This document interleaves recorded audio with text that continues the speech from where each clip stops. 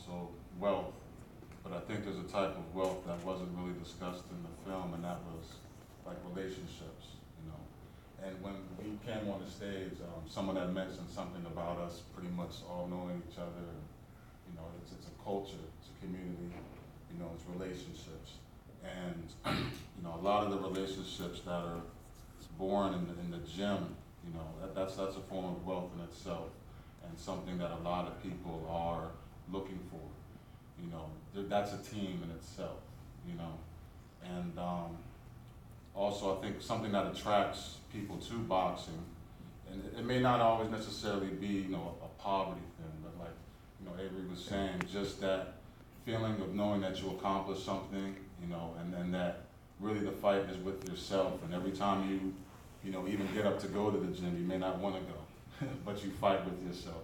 You go in there, you might have a hard sparring session, but you know, you turn around that next day.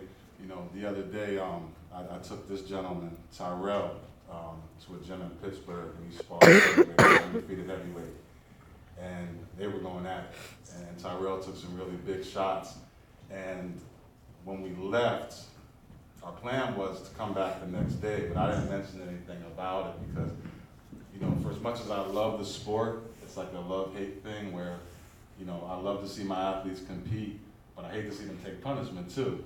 Well, anyway, when we left, Tyrell was like, you know, we going back tomorrow? You know what I mean? You know, despite all the hell that he had in the ring, he wanted more, you know what I mean? And there's something that kind of builds you, it builds your character, you know? I don't know, that's a part of the sport that I love.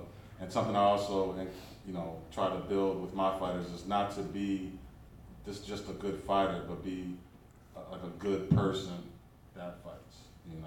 I think that's some of the things that you've seen with Tyson, is that he was built up to be like this perfect fighter, but, you know, was anybody really building him up, you know what I mean?